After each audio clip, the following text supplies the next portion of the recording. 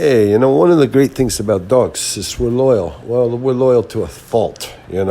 So no matter what, if the person that is your master, in my case, the man, is if they're not, a total degenerate piece of garbage, you got to be loyal to them. If they could be a stumble bum drunk, or they could have, smashed up the car and, drove through a Wendy's by mistake, or drove through a plate glass window at Wendy's, as long as they didn't kill somebody, they could have maimed a few. People get, some money in a lawsuit. It's almost like you give them a present. You give them a gift when you run them over in a Wendy's, when you drive through the Wendy's plate glass window and you break a couple of hips and a couple of femurs. These people, it's like a golden ticket for life. So, but if they were doing something really disgusting, really horrible, to, beating somebody or hurting somebody, or selling drugs to somebody or something, that way you probably couldn't forgive that. You wouldn't be so loyal. But I mean, almost anything. I mean, I've seen people that were fat. I've seen people that were covered with warts. I've seen people that had horrible eczema. People had horrible allergies. Stumble bum alcoholics. People with green toenails and toe fungus, like coming out of their loafers. And these people, y'all gotta be loyal to them.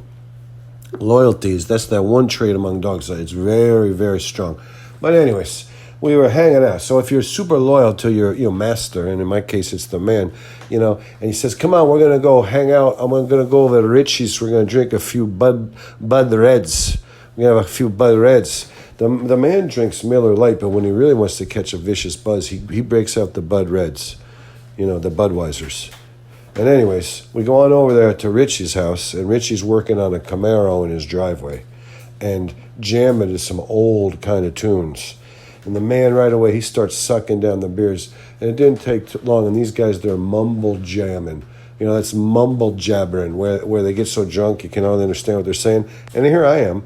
They put my leash, they leave me on the leash, they wrap the end of the leash around the bumper, so I'm just sitting there panting in the heat while these two guys are staggering back and forth, sucking down cold beer.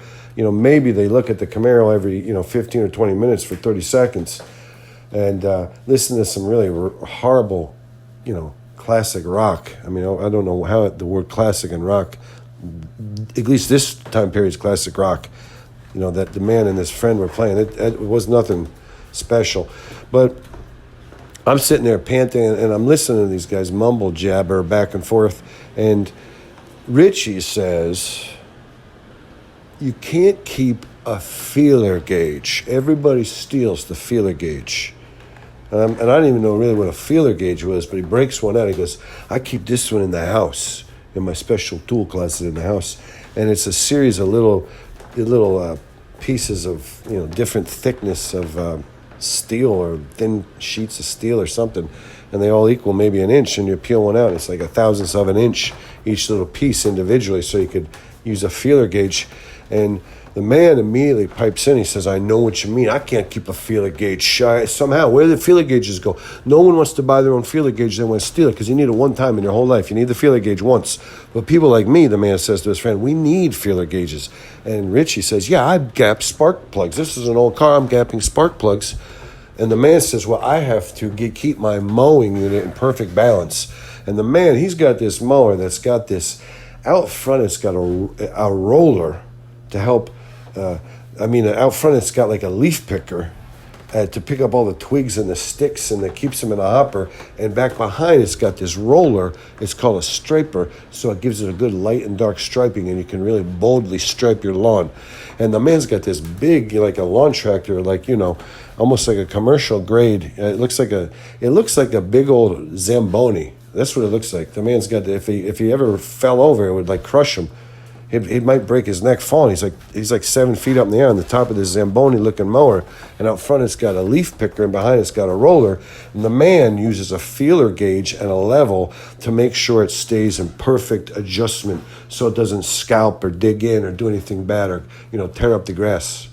And he keeps it, and as he gains weight, he has to continuously go out there, and he does it in the driveway, then he takes it in the grass, and he tests it, and then he monkeys around with it, and he's got his feeler gauge and his level, and he halfway through, he might say, "I hit a bump," and he comes in and starts the whole process over again. He said it was jarred loose, the damn thing's out of whack. And he starts the whole process over again with the feeler gauge and the level. But he was telling Richie, and Richie was in complete agreement that you can't keep a feeler gauge. And, the man was over there. I didn't know it. Unbeknownst to me, it comes out that the man was over there hanging out with Richie because his wife of 26 years had just left him. I left him a month ago or something, or 2 months ago. And Richie was sad because the divorce papers came or something. I don't even know what was going on. And I don't know who was fooling around and who were, what was wrong with each person's situation or what they were thinking they were doing. I wasn't even sure. But Richie blurts out, hey, the one great thing? And the man was like, what, my friend? He says, Richie says, the one great thing about it is, I'm not going to die of a broken heart if my wife should die before me. If my wife predeceases me, I'm not going to be one of these guys who dies of a broken heart like a week later, because my wife left me. She tore my heart out and she left me. So, 40 years, 35 years from now, if she would have passed before me of a heart attack or a car accident, I wouldn't be like 2 days later dying in my bed in my sleep of a broken heart. That's the one good thing I got going for me. After 26 years of marriage, the one great thing is I don't have to worry about dying of a broken heart. Those later life things, those last year's issues. And if the wife should die, she gets cancer or something, and she dies, she might have a lingering death, and then, she finally kills over, and 2 or 3 days later, the man dies of a broken heart. That's not going to be me. I'm not going to die at the end of my life of a broken heart because my wife died predeceased me. That's the one good thing I got going for me. And the man said, hey, you got to count your blessings, you know what I mean? And me, I'm here stuck in the sun. Like, you couldn't tie me up so I could at least lay under the tree in the shade. I got sit. I'm on a concrete driveway with the sun beaming down on me. I'm panning, and these guys have got they got invisible hula hoops, and they're kind of staggering back and forth, slurping down their ice cold beers. And every once in a while, they look at the Camaro, and they're pontificating and giving all these words of wisdom. And me down here, I'm panting, and I don't even stand up. And sometimes I'll whine. I'll let out a whine, And I was like, and I finally said, hey, if you're not going to give me a beer, can you at least hook me up over by the tree so I can get in the shade? And the man says, oh, dog, my friend, we were so engrossed. And as he walked me over to the tree, he says, I was trying to cheer up Richie. His wife of 26 years left him. I was just trying to, it's just some camaraderie. I'm just trying to have a little camaraderie so that he doesn't get too blue. But it's the wife of 26 years leaves him, and that's got to be hard on a man.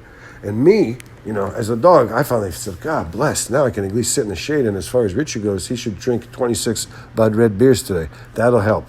He should just finish and get 26 down for each year of his broken marriage. And that would be good for him. But I was like, whatever. It doesn't matter. It's okay.